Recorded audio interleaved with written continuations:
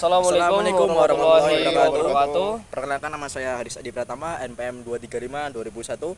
Perkenalkan, nama saya Padmi Caksono, NPM 23520017. Perkenalkan, nama saya Muhammad Inkafomaini, NPM 23520019. Di sini kami akan mengerjakan tugas yang diberikan oleh Bapak Tri, yaitu tugas lingkungan tentang AMDAL. Wes. Terus, Wes, udah kan, itu aja. udah. Ayo wes.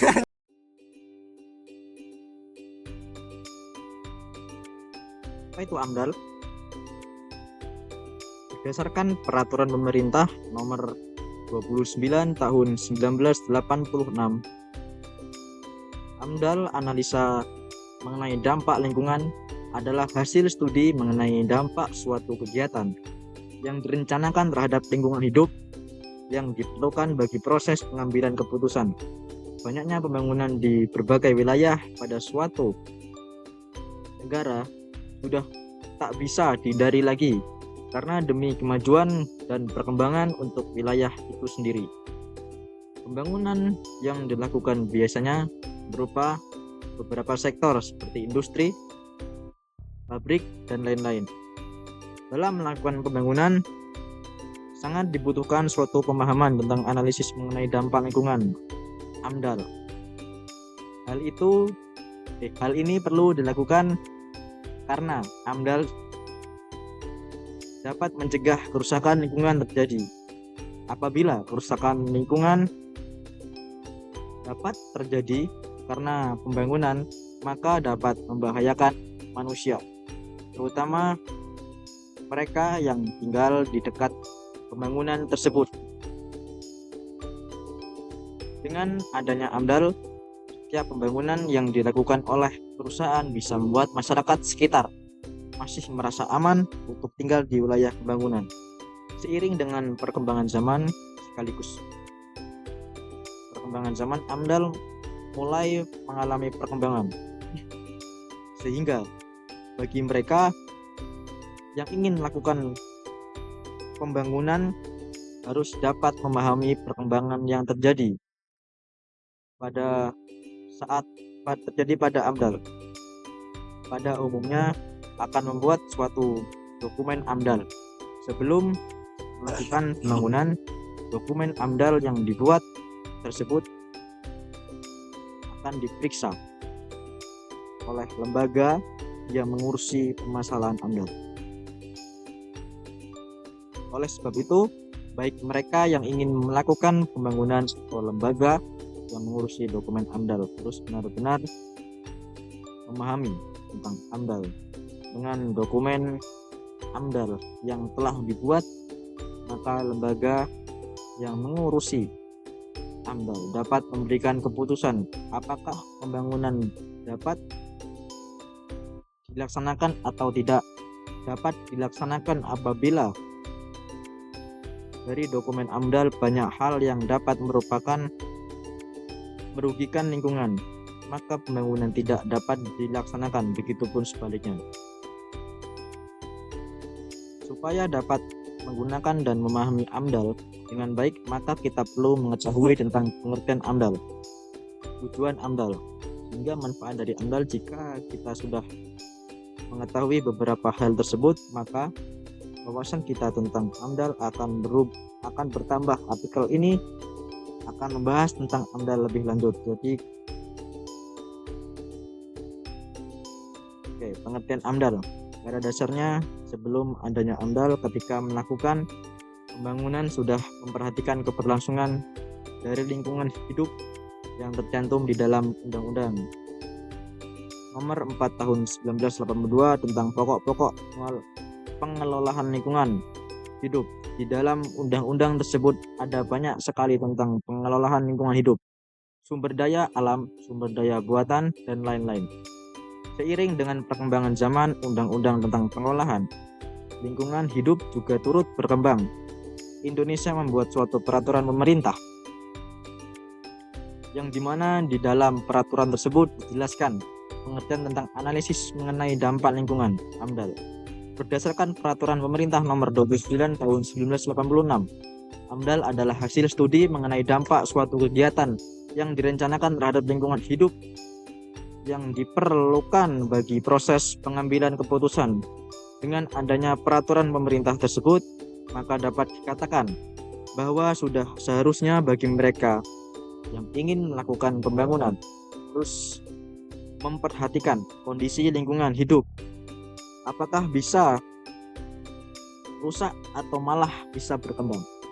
Sekitar 7 tahun kemudian, peraturan pemerintah nomor 29 tahun 1986 mengalami perbaikan sehingga muncul peraturan pemerintah baru, yaitu peraturan pemerintah nomor 51 tahun 1993 tentang analisis mengenai dampak lingkungan pada PP ini. Analisis dampak lingkungan hidup AMDAL dijelaskan secara lebih lengkap, atau bisa dikatakan bahwa ada beberapa pengertian AMDAL seperti AMDAL kegiatan multisektor, AMDAL kawasan, dan AMDAL regional. Bahkan PP ini juga menjelaskan tentang instansi yang bertanggung jawab atas AMDAL dan komisi AMDAL. Adapun instansi yang dimaksud berdasarkan PP tersebut adalah menteri atau pemimpin lembaga non-departemen berfungsi untuk melakukan sebuah perencanaan usaha atau kegiatan yang bersangkutan. Selain itu, gubernur, kepala daerah tingkat 1 berfungsi untuk memberikan pengawasan terhadap kegiatan atau usaha yang ada di bawah wewenangnya.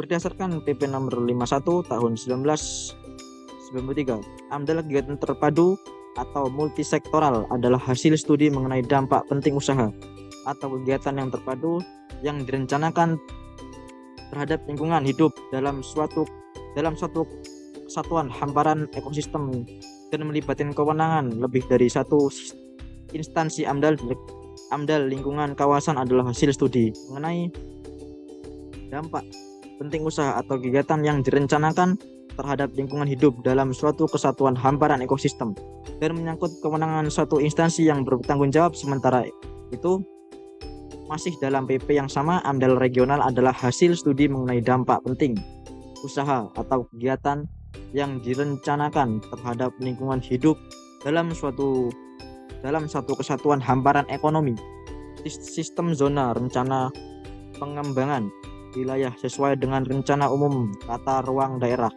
dan melibatkan wewenang lebih dari satu instansi yang bertanggung jawab. Dalam Kamus Besar Bahasa Indonesia, KBBI, AMDAL adalah penilaian dampak positif dan negatif dari perencanaan sebuah proyek pembangunan yang melingkupi aspek lingkungan, sosial dan ekonomi. Dengan demikian, dapat dikatakan bahwa AMDAL adalah suatu hasil studi atau penilaian yang terhadap pembangunan yang dapat bersifat positif, berdampak baik terhadap lingkungan, dan bersifat negatif, berdampak buruk terhadap lingkungan. Oke, setelah ini akan dilanjutkan oleh Mas Pandu Wicaksono, yaitu akan membacakan sejarah singkat AMDAL. Terima kasih. Baik, di sini saya akan melanjutkan tentang sejarah singkat AMDAL. AMDAL, awal mulanya AMDAL berasal dari Amerika Serikat pada tahun 1969 pada The National Environmental Policy Act of, atau lebih dikenal dengan nama NEPA. Dengan kehadiran NEPA 1969, sebuah sistem untuk mengendalikan dampak dari berbagai macam kegiatan yang dapat merusak lingkungan hidup. Sistem tersebut dibuat dalam bentuk kebijakan atau peraturan. Hingga saat ini, sistem yang mengatur tentang dampak pembangunan yang dapat merusak lingkungan hidup tersebut mulai digunakan oleh banyak negara termasuk Indonesia. Ketika sistem AMDAL mulai masuk ke Indonesia, maka pemerintahan Indonesia mulai membuat undang-undang tentang pokok-pokok pengolahan lingkungan hidup.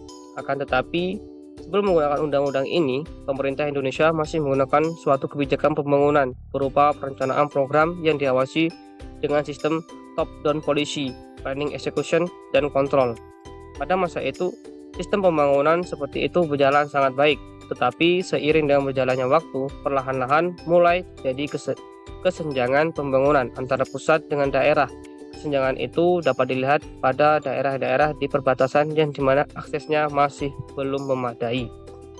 Dalam pembangunan nasional akan dilaksanakan berbagai kebijakan, perencanaan program, dan perencanaan kegiatan proyek pembangunan.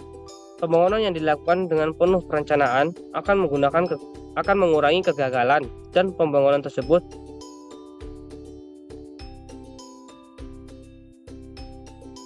dalam pembangunan nasional akan dilaksanakan berdasarkan kebijakan, perencanaan program, dan rencana kegiatan proyek. Pembangunan yang dilakukan dengan penuh perencanaan akan mengurangi kegagalan pada pembangunan tersebut. Perencanaan sebelum melakukan pembangunan ini sudah dilakukan sejak zaman pemerintahan Orde Baru. Di tahun 1969 sudah ditetapkan garis besar haluan negara (GBHN) dan sebuah kebijakan pembangunan jangka pendek, jangka menengah, dan jangka panjang. Jangka panjang itu adalah rencana pembangunan selama 25 tahun. Jangka menengah adalah perencanaan pembangunan selama 15 tahun. Jangka pendek adalah perencanaan yang dilakukan selama 5 tahun. Pada saat itu, pemerintah Indonesia hanya memfokuskan ke kebijakan pembangunan demi kemajuan ekonomi dan pembangunan fisik, mulai menyadari dan pentingnya memperhatikan lingkungan hidup saat melakukan pembangunan. Dengan kesadaran itulah, pemerintah Indonesia mulai membentuk suatu Undang-Undang Nomor 4 Tahun 1982 tentang pokok-pokok pengolahan lingkungan hidup. Tidak sampai di situ saja, pemerintah Indonesia mulai memperbaiki kebijakan tentang AMDAL dengan memperbaiki peraturan pemerintah Nomor 29 Tahun 1986 tentang analisis mengenai dampak lingkungan. Setelah menggunakan PP itu melakukan pembangunan, pemerintah Indonesia mulai mempertimbangkan lebih dalam ketika melakukan pembangunan. Dengan kata lain, pemerintah Indonesia ingin mengembangkan dan memperluas pembangunan bukan hanya sekedar berwawasan lingkungan saja, tetapi pembangunan yang berkelanjutan.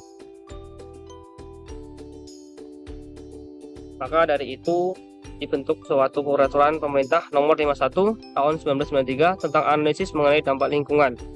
Dibentuknya PP ini juga berdasarkan pada rumusan dari Panitia Konferensi Dunia yang dilaksanakan di Rio de Janeiro pada 1992. Konferensi tersebut dipimpin oleh Brundtland. Dari konferensi itu juga panitia UNCED, United National Conference on Environmental Development, memberikan sebuah gagasan berupa tema pembangunan berkelanjutan. Dalam tema pembangunan berkelanjutan tersebut terdapat beberapa hal yang harus dicapai, di antaranya berwawasan lingkungan atau environmental zone, memberdayakan masyarakat, community empowering, mengembangkan ekonomi lokal, local economic development, dan memperkuat budaya, strengthening of culture. Keinginan Indonesia untuk mewujudkan pembangunan berkelanjutan memunculkan sebuah peraturan pemerintah Nomor 27 Tahun 1999 tentang pengelolaan lingkungan hidup. Peraturan pemerintah tersebut menggantikan PP Nomor 51 Tahun 1993 dengan menghapus AMDAL regional atau wilayah. Kebijakan AMDAL perlahan-lahan makin kuat seiring dengan adanya kebijakan pemerintah, reformasi, dan desentralisasi. Dengan kata lain, pemerintah daerah, kabupaten, kota, dan provinsi memiliki peran yang sangat penting dalam melaksanakan pembangunan berkelanjutan yang ada di daerah. Lalu di sini ada tujuan AMDAL. Terdapat beberapa tujuan ketika AMDAL digunakan untuk melakukan pembangunan di suatu wilayah. Berikut ini tujuan dibuatnya AMDAL. 1. Yaitu memberikan masukan tentang perencanaan suatu kegiatan usaha atau pembangunan. Tujuan pertama dari AMDAL adalah bisa memberikan saran agar pembangunan atau kegiatan usaha yang dilakukan tidak mencemari dan merusak lingkungan hidup. Hal ini dikarenakan dibuatnya AMDAL membuat kita tahu hal-hal yang perlu dilakukan agar pembangunan tidak mencemari dan merusak lingkungan hidup, sehingga pembangunan dapat berjalan dengan semestinya. Dengan masukan tersebut, semua pihak yang tergabung di dalam suatu proyek pembangunan atau kegiatan usaha memiliki peran dalam menjaga lingkungan hidup. Selain itu, pembangunan akan berjalan dengan baik karena tidak akan melanggar undang-undang dan peraturan pemerintah tentang lingkungan hidup dan AMDAL. Lalu yang kedua ada memberikan informasi kepada masyarakat tentang pengelolaan lingkungan hidup. Tujuan dari adanya AMDAL adalah masyarakat menjadi informasi tentang pengelolaan lingkungan hidup ketika sebuah proyek pembangunan berlangsung. Masyarakat akan merasa aman karena lingkungan hidup di sekitarnya tidak rusak dan tidak tercemar. Bahkan masyarakat sekitar juga bisa turut andil dalam proyek pembangunan yang sedang berjalan. Tujuan ini amat sangat berguna bagi masyarakat dan mereka yang melakukan proyek pembangunan karena sama-sama diuntungkan. Masyarakat dapat merasakan manfaat dari suatu pembangunan dan mereka dapat membangun dengan tenang sehingga proyek pembangunan yang sudah jadi dapat bertahan lama. Lalu yang ketiga ada memberikan izin usaha atau kegiatan. Tujuan AMDAL yang ketiga adalah pemerintah dapat memberikan izin usaha atau kegiatan. Sebuah izin membangun usaha atau melakukan suatu kegiatan harus dimiliki oleh para pelaksana. Apabila suatu usaha atau kegiatan tidak memiliki izin, maka ada hal yang dapat merugikan lingkungan hidup dan bisa merusakkan kehidupan masyarakat di sekitar usaha yang dibangun dan kegiatan yang dilaksanakan. AMDAL menjadi salah satu syarat untuk membuat suatu usaha atau kegiatan. Hal ini dikarenakan AMDAL dapat memberitahukan informasi tentang lingkungan hidup dan kepada pemerintah sehingga pemerintah dapat membuat keputusan apakah suatu usaha dan kegiatan yang akan dibangun dapat dilaksanakan atau tidak. 4. Yaitu menjadi acuan perencanaan pembangunan pada suatu wilayah. Tujuan AMDAL yang keempat adalah menjadi acuan dalam membuat perencanaan pembangunan di suatu wilayah. Suatu pembangunan akan terlaksana dengan baik dan optimal jika dibuat suatu perencanaan yang matang. Salah satu perencanaan yang perlu diperhatikan ketika menyelenggarakan suatu pembangunan dalam membuat AMDAL. Lalu yang kelima ada untuk dijadikan sebuah dokumentasi legal dan ilmiah. Tujuan AMDAL yang kelima adalah sebagai bentuk dokumentasi legal dan ilmiah. Pada tujuan ini pemerintah dan pemilik proyek akan memiliki sebuah bukti yang legal sehingga pelaksana pembangunan tidak akan terhambat. Selain itu, AMDAL juga bisa dijadikan sebagai suatu bukti ilmiah bahwa lingkungan hidup di sekitar pembangunan tidak akan rusak.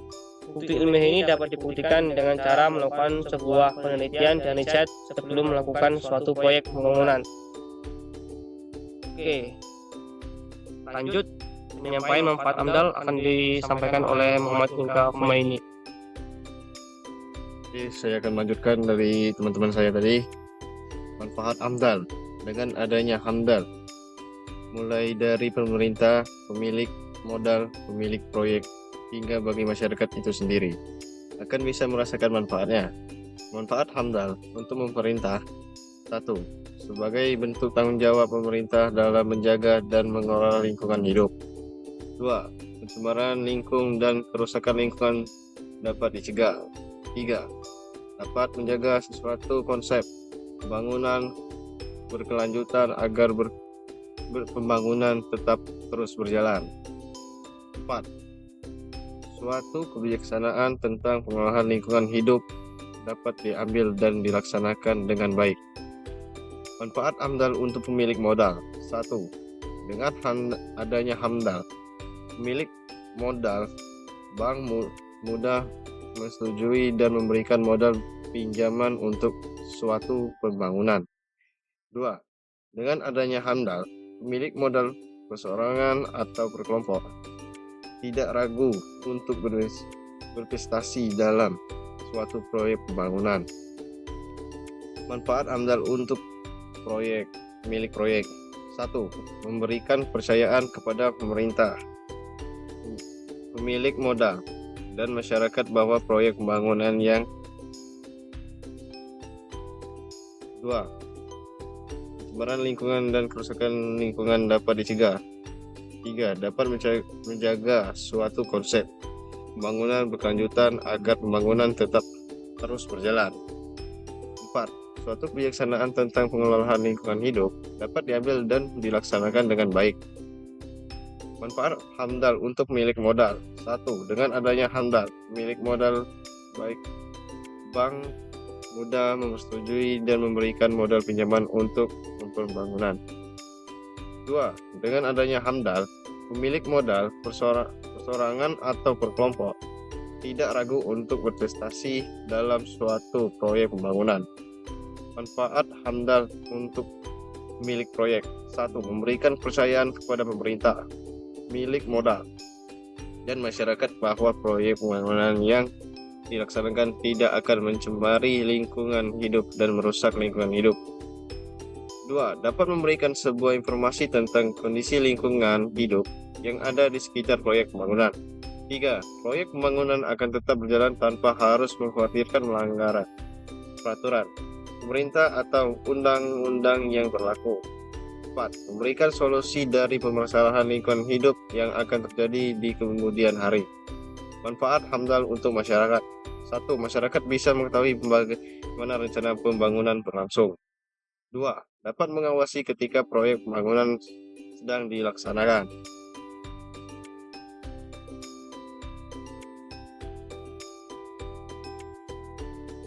Jenis HAMDAL.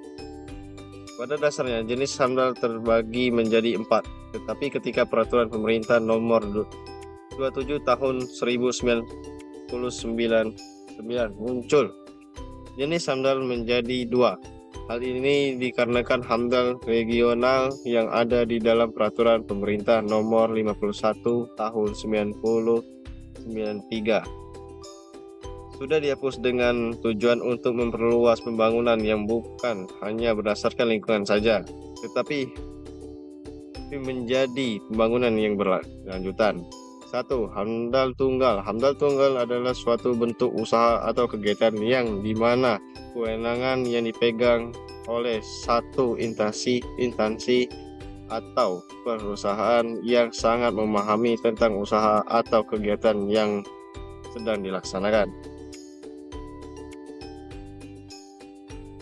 2. HAMDAL multisektoral. HAMDAL multisektoral adalah sebuah hasil studi yang di dalamnya berisi tentang dampak penting dari suatu kegiatan atau usaha yang sudah direncanakan terhadap lingkungan hidup dan dalam satu ekosistem dan kewenangan dipegang lebih dari satu instansi atau perusahaan. Simpulan, HAMDAL sangat penting untuk dilakukan sebelum melakukan pembangunan karena untuk mencegah terjadinya kerusakan lingkungan. Apabila terjadi kerusakan lingkungan akan memberikan dampak buruk bagi makhluk hidup, bahkan bisa menggagalkan suatu pembangunan. Oleh karena itu, bagi instansi atau perusahaan yang ingin melakukan pembangunan wajib memerintahkan kondisi lingkungan dan membuat HAMDAL. Oke, sekian dari kelompok kami. Apabila ada salah kata, saya mohon ampun kepada Allah Subhanahu wa taala. Saya akhiri. Wassalamualaikum warahmatullahi wabarakatuh.